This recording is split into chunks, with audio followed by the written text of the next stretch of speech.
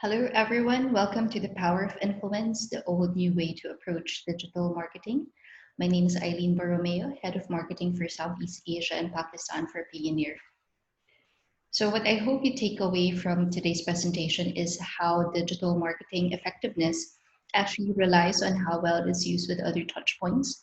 And there is a creative way to launch a B2B service, show your product demo, and of course, how not to use an influencer, especially in this day and age when there are a lot of marketers who have some kind of influencer marketing as part of their mix. And of course, adopting other ways to engage your customers. Now, when we think about digital marketing, more often than not, these are the things that we see as a marketer. We think about our email marketing, we think about search engine optimization, we think about our PPC. But on the other hand, you have digital marketing as seen through the eyes of our consumer. They see the memes, the TikTok videos, the more interesting, engaging ones. If we actually take a step back and look at how marketing is defined, it is the activity, institutions, and processes for creating, communicating, delivering, and exchanging offerings that have value to our customers, clients, partners, and even society at large. Now, applying this to digital marketing, any digital touchpoint that creates value can be considered digital marketing. Now, going to the 7 big categories of digital marketing, this is what we normally would have as part of our, staple of things to use. I've mentioned SEO, there is content marketing. Social media is very popular and almost everyone has a presence on Facebook. We spend on PPCs. Some of us are engaged in affiliate marketing. And of course, email marketing is ever present. And ultimately, they need to work together to maximize effectiveness. And it's not just your online activities, it also has to be your offline ones. So you really have to think of everything as part of your marketing mix. And this is important because when you think about, how many emails the average worker receives in a day, I think this is still quite conservative. It's 121 emails per day. This includes not just work emails, but essentially all your subscriptions, the notifications or receipts you get when you order from Lazada or when you order delivery from Grab. That's part of the email list that you actually receive every day. And there are 10,000 advertisements also seen every single day by the average consumer. And when you think about all the things that people are seeing and interacting with each day, it helps to understand why would people actually want to spend time to read our email or even open it?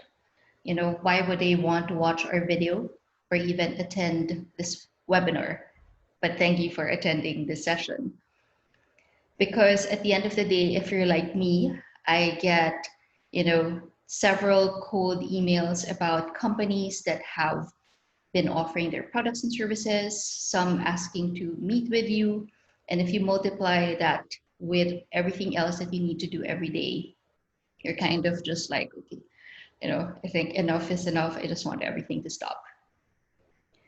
So how might we approach our digital marketing activities then?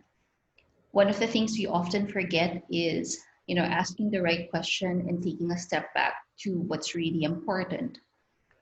And this is the question around what do you need to do?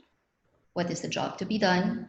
And how might I use online marketing activities to deliver the most impact? More often than not, we get excited about how to execute. We need to do an email marketing campaign. We need to run a PPC because we're all chasing leads. We are looking at how else to increase, the top of the funnel or even retain loyalty. So we're often thinking about, how we need to do it, but we often fail to ask why we're doing it in the first place. And this is also something that we often forget. We get caught up in our day-to-day activities. There's really a lot going at the moment. And, the global pandemic has probably increased the amount of work that we need to balance and juggle at the same time. But we forget about our target audience. We don't ask about, what's happening around their world at the moment. And of course, how might we be relevant during this time? Because if we're able to answer this, the chances of them interacting and engaging with what we have increases. And at the end of the day, marketing through communications has the ability to influence and change behavior. And this is really what we want to happen. We want them to take a look at our product or service, maybe choose us over our competitors. And we can only do this if we're able to persuade, influence, and convince them that we're worth, taking a look and worth being, worth reappraised at the end of the day. So I want to show some examples of a B2B launch, a product demo, and influencer marketing. I chose these because these are a handful of things that we might do as part of our digital marketing mix. So let's take a look. So the first one is about how often we think that, we can't do consumer communications because we're not talking direct to people, we're B2B. But we forget that at the end of the B on one end, it's also people. So just because it's B2B doesn't mean it has to feel like B2B communications. Mailchimp is a creative company that gives other companies digital tools to grow in their own creative ways. So when it came time to introduce themselves to targeted audiences, they did it in their own original way. By saying hi to the world with not one, not two, but 9 uniquely engaging experiences. They were all very different, but had one thing in common. They all kind of sounded like Mailchimp. And they designed a paid search campaign so that no matter which experience piqued your interest, you'd find your way back to Mailchimp. First, they caught the attention of cinemagoers when they released 3 short films in theaters nationwide.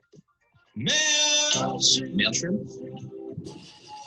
Jailblimp, and Kalelimp.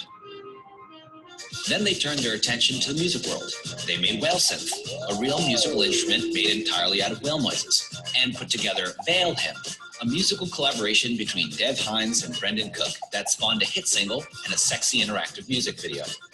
They gave nail art influencers a worldwide platform to battle for the ultimate title of Nail Champ, created hair and beauty trends like the male crimp and snail crimp that were so ridiculous they actually caught on, and invented fail chips, an actual snack food made from crushed potato chips. They dropped amazing things into every part of culture, and then they waited for the right people to pick them up. Rolling Stone and Pitchfork featured Veilhim on their front pages and raved about them within hours of their release, leading to nearly 2 million streams. French Vogue, Paper Magazine, and The New Yorker couldn't get enough of the hottest hair trend, the male crimp.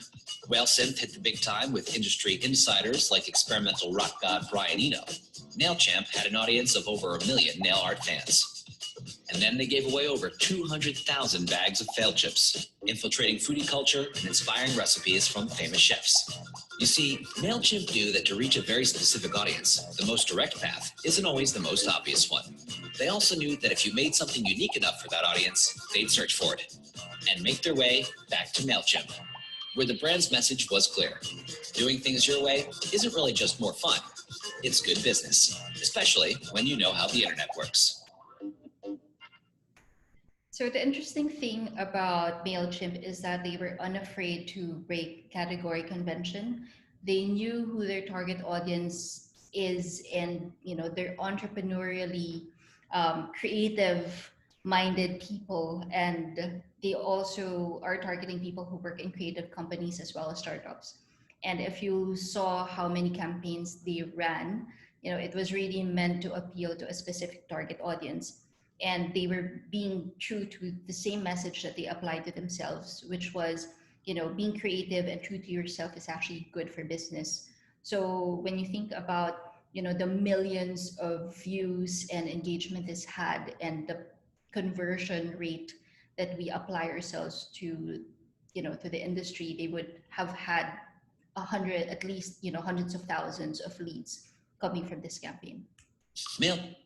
So a product demo is also one of the best ways to show people how something works.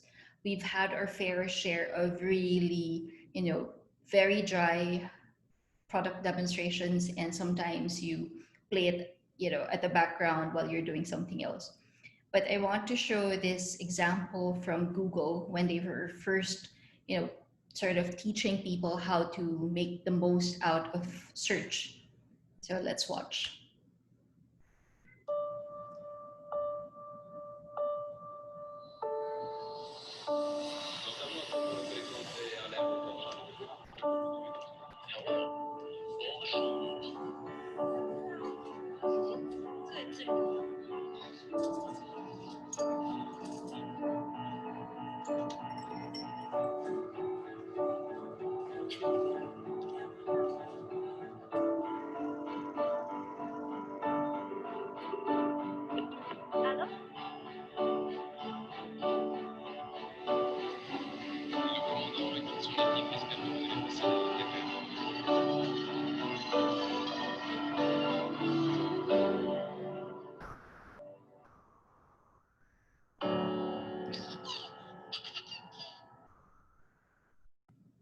So we essentially saw all the possible ways you could search, and it was done through a story. So if you missed and fell asleep during this video, it's about a guy who meets a French girl, and you can see from how he was searching that he was obviously smitten by her, and they decide to get married. And at the end of the search, he was looking for how to assemble a crib, and that obviously implies that a baby's on the way or has arrived. And we've seen many examples of influencer campaigns. We've seen ones with famous celebrities. We've seen ones with YouTube celebrities. But what I'd like to leave with this audience is that an influencer campaign is not always a sure thing. And one of the more recent examples was how this maelstrom of complaints came to PLDT, and because of this tweet by local actress Liza Soberano. And the company, who is already facing many complaints about their service, just really highlighted their supposed favoritism because of the service that they gave to the celebrity. So might have seemed like a good idea at that time, but you always have to think about how people will be reacting when you do work with a celebrity. So when we think about it, every person that engages with our communications is a potential lead. And we really have to try to get their attention through various means. Because as I mentioned earlier, why would they open that email that you sent if they don't know you? Or why would they even bother to click, your PPC ad if the benefit or the topic isn't relevant to them? Putting this here because we often forget that they need to work together. It's not about one or the other. We can't just run a PPC without having laid out the context. If you're a new brand, you need to be able to introduce yourself properly and have optimum awareness before people could even begin to understand why they would want to engage with you and why they should avail of your products and services. Now let's go to how we do it in Payoneer. So we approach our digital marketing by adapting to create better and relevant activities, because we know that when we look at content that actually engages, we're able to deliver better results for the brand and the business. Now, the picture on the left that you're seeing is actually the photo of a friend's son. And for us who are parents, working from home and even distance learning takes a toll on everyone. And there is such a thing as webinar fatigue. So it's actually now a new term that's used to describe this overall feeling of tiredness or lack of energy towards webinars. I hope you're still engaged at this point and listening. And I hope that I'm not giving you any webinar fatigue during this presentation. We have our lead generation staples, but we also try to work hard to give content that you want to genuinely interact with, because we know that people that we are speaking with are also interacting with other different types of content. We're essentially competing for attention with this more interesting things that they're scrolling on their Facebook feed or even watching on their YouTube videos. So this is where we try to work harder on. And this is an example of what we have. We know that conferences tend to be very, very long, but we knew that compressing a conference into 3 hours long, but making sure that every part of it is engaging and is valuable. We got feedback from our Southeast Asia leg, and people liked that it was, not too long and the content is just right, and we had the right amount of speakers. So thank you for that. We also try to work hard at improving how we engage on social media. During Valentine's, we took inspiration from, the signage that we see in jeepneys. Instead of saying "Basta driver, sweet lover," yeah, we knew our audience, so we said "Basta freelancer, sweet lover," and this actually had the most engagement for us out of all the many posts that we have. And of course, consultation with your sales team doesn't have to be the usual call us for a consultation. We've kind of rebranded our boys. They happen to be, mostly boys, and we took liberty from another show and we called it Boys Night Out. So this is essentially like, a live consultation that we have on Facebook every once in a while. And we are also in the process of experimenting with other types of content. So going beyond is our podcast. It is about, stories of resilience and challenges that an entrepreneur faces with their business. So we really try to look at the journey and less about, the products and services that they use with us. But we really want to make sure that we're able to get the insights from them so that our listeners can find something of value. And in turn, they might be interested in who Payoneer is because of the kind of content that we're pushing out. So please watch out for this. This is launching in October, and I'd be happy for you to check this out. This will be available on Spotify and other podcast distribution platforms that you might listen to. So I also want to share this with you. I had to block out the numbers because they're confidential and proprietary to us. We do study, the kinds of leads generated per campaign type.